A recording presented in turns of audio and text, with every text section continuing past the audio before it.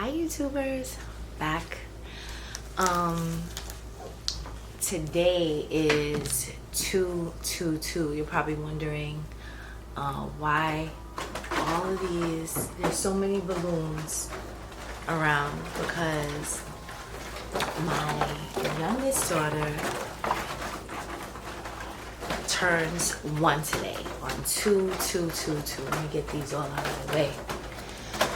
You know, it's still a little nerve-wracking for me. Even though I love to talk, it's still new for me, because I'm thinking like this is going out to millions of people. So it's going out to the world, and it's a totally new experience for me, you know, being able to start in this channel, I should say. But today I wanted to give a part 1 of the real behind the scenes of Hyperemesis, how it started for me, how this whole entire journey of Baby Bible started from the gate, and when did I know that this was not morning sickness and this was something totally different. So this was a planned pregnancy. And did I introduce myself? Hi mommies, I'm sorry. My name is Siobhan. Welcome back. I know I did say hi YouTubers, but welcome back. My name is Siobhan, and this channel covers pregnancy and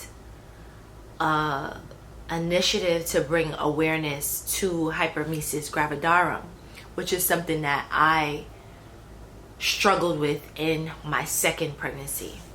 So my second pregnancy was a planned pregnancy. It was planned.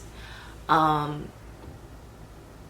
husband was like, you know, let's try in June of 2020 during the pandemic.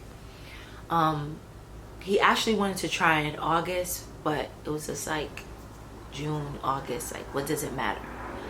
So we planned everything. I did use the Flow app. I don't know if I'll be able to show it to you guys on here, but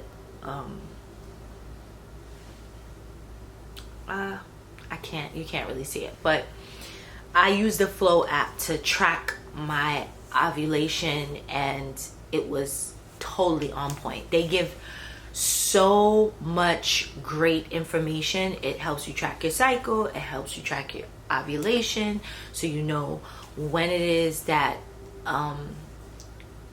you're ovulating and most fertile, and it's a good time to try. And I used the app. It worked.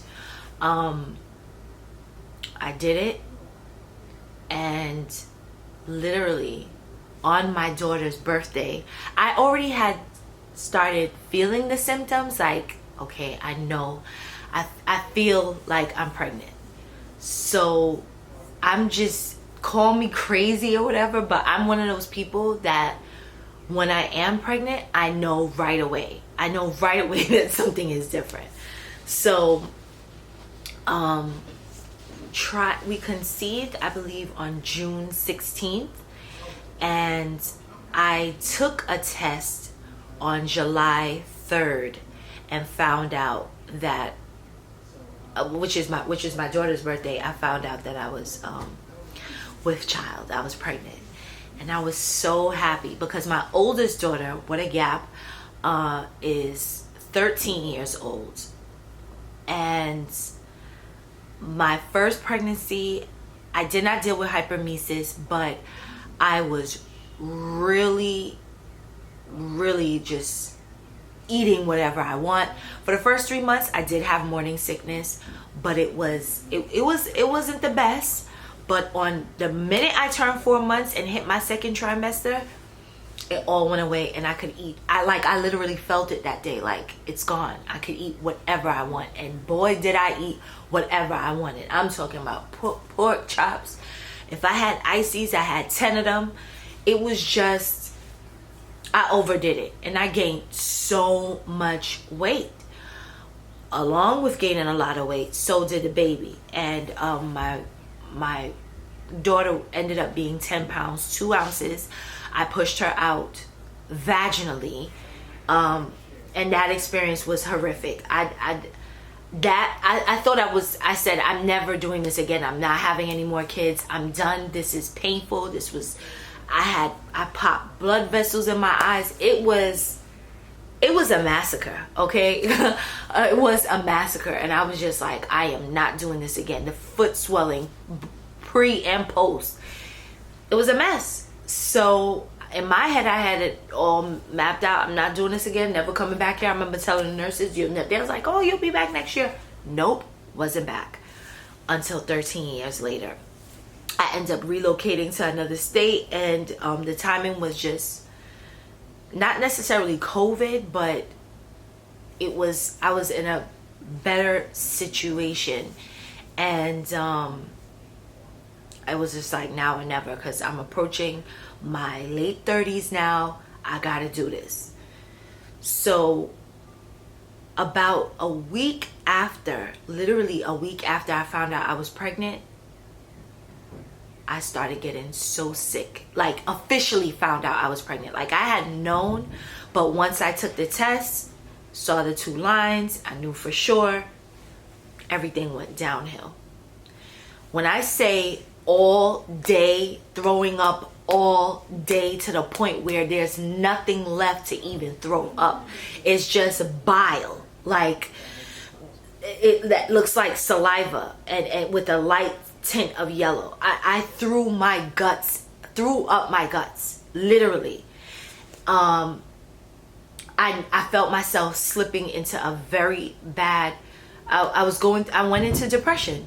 I was just thinking, like, there's no way I could continue with this pregnancy. At this point, just for transparency, I'm like, I don't even think I could have this baby. I'm talking to my sister, who we're sisters now. We've known each other since high school. It's going on like 20 something years of friendship, to almost 30 years of friendship. So I'm telling her, she's like, what? No, you're a grown woman. What grown woman wants to do, a termination? But no one could understand what I was feeling. It was just like, I started feeling like, I'm not going to make it. There's no way I'm going to make it through this. Okay. And I was literally sick to my stomach. I could not sleep. I was up for 23 hours a day. I got an hour of sleep. If a full 60 minutes, 40 minutes the most is what I got per day. I was just up around the clock, sick, throwing up, sick, throwing up. I couldn't keep anything down. This is one of the most debilitating conditions ever. Mentally, emotionally, it's robbing you, completely robbing you of the joy of pregnancy. All of that belly bump and pictures and all, it went out the window for me. It went out the window. My hair was matted down. I didn't do my hair for 4 months straight. Okay? My heart goes out to any one of you mommies that are experiencing HG or have experienced hyperemesis gravidarum, because there is PTSD that I suffer behind that thing. Not enough though to where I wouldn't go back and have another one. I love children. I love being a mother. But for some women, it has ended in termination because they can't deal with it. It has, if they went through it one time, they refuse to have more children, and I totally get it. But this thing is real and it's serious. The UK, shout out to the UK, because they are taking it so seriously. They're doing tons of research. Lots of doctors are starting to get their arms around hyperemesis gravidarum, which is a blessing. But in the US, there is still no forward movement, no attention to this condition. Some say condition, some say disease. But I fortunately was able to combat it the natural way. And spiritually, thank God for God. Thank God. I love you, Lord. I love you, Jesus Christ. And I love you, Holy Spirit. Because the Holy Spirit was with me that entire time. And if I didn't have a foundation where my faith is concerned and where my spirituality is concerned, there is no way in the world I would have made it through this naturally, or have been able to take a holistic approach. And there's so much more that I want to, there's probably going to be a part 2, 3, 4 to this. I don't want to be long-winded, but I'm definitely, the next time, I'm going to go in depth more outside of the symptoms, because I'm telling you, the symptoms, I was bedridden. Okay, I could barely get out of bed. The only time I got out of the bed was to take a shower and to use the bathroom and to throw up. That's all I could do, literally. I couldn't eat. I couldn't sleep. I was totally dehydrated. I'll discuss what I did when we come to the nutrition aspect to help me deal with hyperemesis. But I couldn't do anything. I felt like I was just slipping away from life. I lost so much weight. I went down to a pencil because I'm not eating. I'm dehydrated. I could barely keep anything down. It was a mess. But I am here to tell you that I am an HG survivor, and there are ways around it. There are people who do have to take medication, and I totally get it. But my husband said to me, try to do it naturally. And he was my caregiver. He took care of me. He was my chef. He tends across the board. However amount of stars I could give him, I would, because he literally became my caregiver. And thank God that it was in the midst of COVID, because he was working from home. So he was really able to, get through this thing with me and be present for me in every single way. Never missed a doctor's appointment.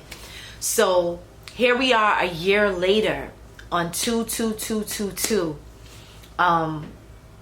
My daughter's birthday, and Heather is everything she was on the inside. Throughout this, let me just say this: she was a healthy baby. I did deal with placenta previa, where she had been pulling on the placenta and blocking the birth canal. So in the beginning, they when I got like 4 months, they had realized it, so they were telling me that I'm definitely gonna have a C-section. They had already been prepping me for a C-section because, sorry if I'm jumping all over the place, I'm just remembering. They had already been prepping me for a C-section because I had a very big baby and I had her naturally, and that is not something that's normal, and that's not something they like to do. My first doctor, he was African with my first pregnancy. He was in the midst of relocating his practice, so I wasn't able to go back to him for Heather. But with Hillary, they're African and they believe in laboring. So he was experienced enough and qualified, and he pushed me to do it. But a lot of doctors wouldn't have taken that chance. And New York Presbyterian, which shout out to them, #1 hospital in New York, and I think #3 in the nation. The best. If you are in the New York or New Jersey area, definitely consider having your baby at that hospital. They are phenomenal, clean, professional, knowledgeable, years of experience, and they were absolutely amazing.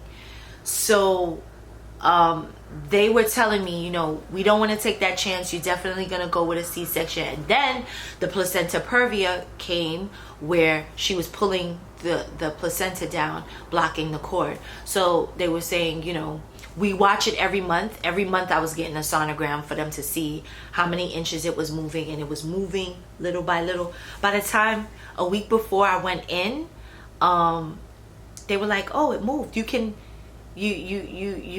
may be able to have her vaginally now. And I had a scheduled C-section for March 3rd. My husband is August 3rd. My oldest daughter is July 3rd.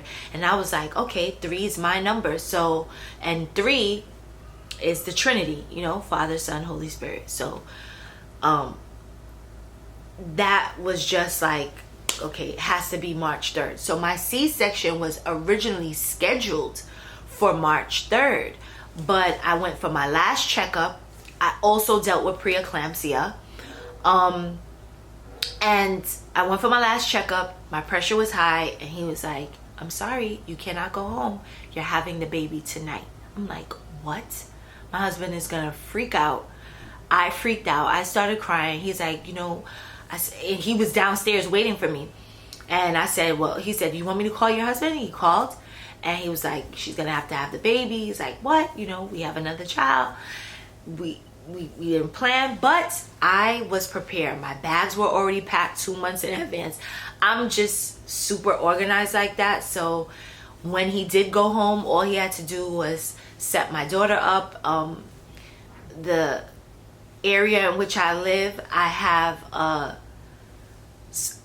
my daughter's godmother who is like 2 complexes down from me.